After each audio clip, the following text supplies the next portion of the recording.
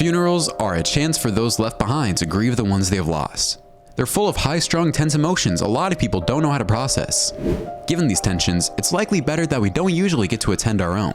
Unless, of course, you're one of these 12 people who did. Sometimes, this mistake happens by chance, sometimes by choice, and some even plan their own to get it going while they're alive. Whatever the reason, the dearly departed were not so departed these times, causing quite the stir. So buckle in, subscribe to the channel, and let's hear about these 12 people. Timothy Dexter. Have you ever wondered what people think of you? Indeed, you have, wanting to know who's for real and who isn't. So when he decided to hold a mock funeral, Timothy Dexter hid and waited to see how his death affected his guests. Over 3,000 mourners attended the proceedings, fully believing their friend or loved one was dead. The lengthy, drawn-out proceedings included an extravagant coffin, a beautifully written eulogy written by Dexter himself, and a feast after the service. The guests, however, were interrupted mid-meal and shocked to find the man they thought had been buried was in the next room, angry and violent towards his wife that had not been sad enough or cried enough during the service. Sometimes, things are better left to the imagination. Felix Bush Bezalel. If you're going to go out, you might as well throw yourself a party. Felix Bezalel spent 5 years planning a grand event for his funeral. It gained national attention with 8,000 in attendance. Felix pulled out all the stops. It was more akin to a carnival with soft drinks and hot dogs. The crowds were in a frenzy, mobbing the man of the hour, who needed state troopers to help him into the tent. Sitting beside his self-made coffin on a chair, listening to the eulogy, and in the end signing autographs and shaking hands. He was more than pleased at the attendance, and when he died 5 years later, he asked for no other funeral, and that's precisely what he got, ending things on the high note he carefully created. Before we go on, like this video, pop the subscribe button, and ring the notification bell right now, or the ghost in your closet will manifest itself tonight. Gilberto Araujo. Sometimes, mistakes can be made in the heat of the moment. Bodies can be misidentified. It happens more often than you think, and definitely in the case of Gilberto Araujo. They even brought his brother in, who confirmed Gilberto's body was his. That should have been enough to call it. But there's a panic when at the funeral of a dead man, the same one just walked through the doors claiming otherwise. Terrifying as it was, seeing a dead man walking, it was even worse as confirmed they'd known before. An acquaintance had tried to warn them of the mistake, but it was thought to be a cruel prank. Once the body was returned to the police, they figured out who he was. Another man named Genivaldo Santos Gama, who just so happened to bear a striking resemblance to Gilberto. Freaky stuff. Kong Changyang. But this happens more often than you'd think when you just aren't so sure of a body, but the circumstances fit. Kong Changyang was not well, suffering from an unknown mental illness, left home despite being secured earlier. At first, they couldn't find him. Later discovered a decomposing body in the river and assumed the worst. It caused widespread panic at his wake, showing up very much alive, right before they were going to cremate the body. Who the body was or what had happened to the person before, that much is still unknown. But once the people had stopped panicking and accepting he was not risen from the dead, they were just happy to have Changyang back. Ademir Jorge Goncalves. If people kept saying it was him, who was anyone to question Ademir Goncalves' death?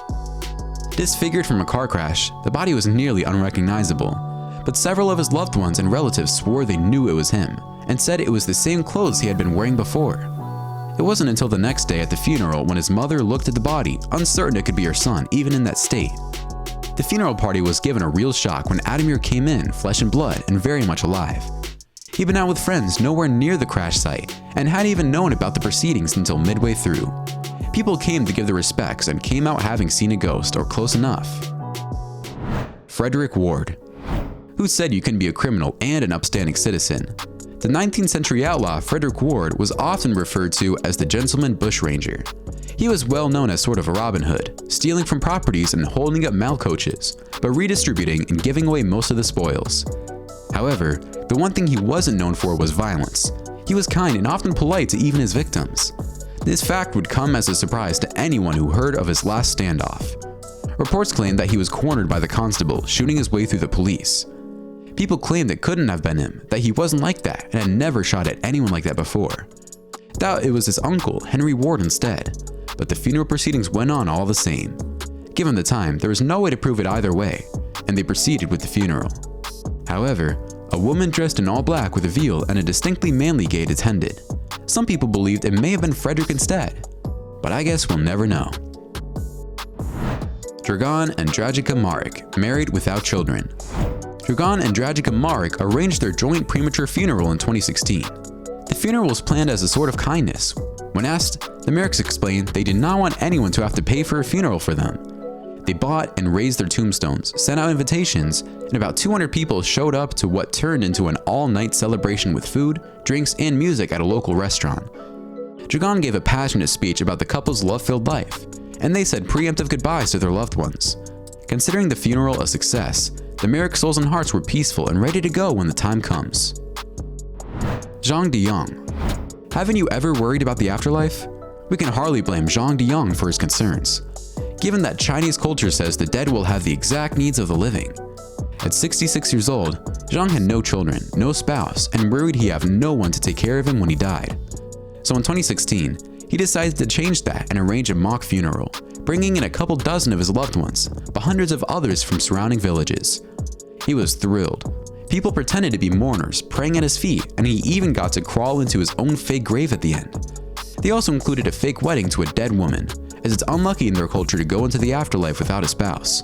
They thought of everything. Vuk Parekh. On the topic of fake funerals, in 1997, Vuk Parekh just wanted to see who would turn up. It was small and cozy, posting his death notice in a local newspaper and a few invites to the events. Vuk was pleased, however, with the humble proceedings. He revealed himself as alive to the mourners, going as far as to thank them for attending at the end. How sweet of him. Nicephorus Glycus. Have you ever woken up and felt disoriented? Maybe that nap in the middle of the day wasn't the best idea, in hindsight. But Nicephorus takes the cake. He was declared dead March 1896 while working as a bishop in Lesbos. As tradition would have it, his body was left on display in Methimi Church, in a display known as the Exposition of the Corpse. Suddenly, the corpse sat up, demanding to know what all the fuss was about. As it turns out, it was just a very long nap gone very, very wrong. Noella Recondo. By all means, Noella was thought to be dead. Her husband claimed it was a tragic accident that happened while she was in Burundi for her stepmother's funeral and gathered everyone to honor his late wife. It must have been a real shock as she walked in to prove this thought otherwise, to a husband who aptly thought he saw a ghost. It's not so innocent, though her husband had tried to have her killed. Turns out, her husband claims he thought she was leaving him for another man and paid to put a hit out on her. She was kidnapped and lost consciousness hearing the would-be killers discuss how to dispose of her body. Luckily for Noella, these kidnappers let her go. They didn't kill her because they don't kill women and children. Less fortunate than her husband, this very much not dead woman lived to tell the tale, and he got 6 years for his crime. Zhang Jia. At just 22, Zhang Jia felt inspired by her grandfather's funeral and decided to host one for herself. It was a rather theatrical act of soul-searching. Still, whatever does it for you, Zhang made an event of it. She bought flowers, rented a coffin, hiring a photographer, and even bringing in makeup artists to really sell the part and look dead. It struck me that people spend all that time and effort on someone when they're gone, and they cannot appreciate it, Zhang said. Now, it's unclear whether the guests knew it was a fake event while giving their heartfelt speeches. But by the end, it was clear as she jumped out of the coffin to deliver a speech. Whether or not they knew in advance, they definitely knew then. On the off chance you do get the same opportunity that these people did, well, don't waste it, but maybe try to break the news gently to the would-be mourners.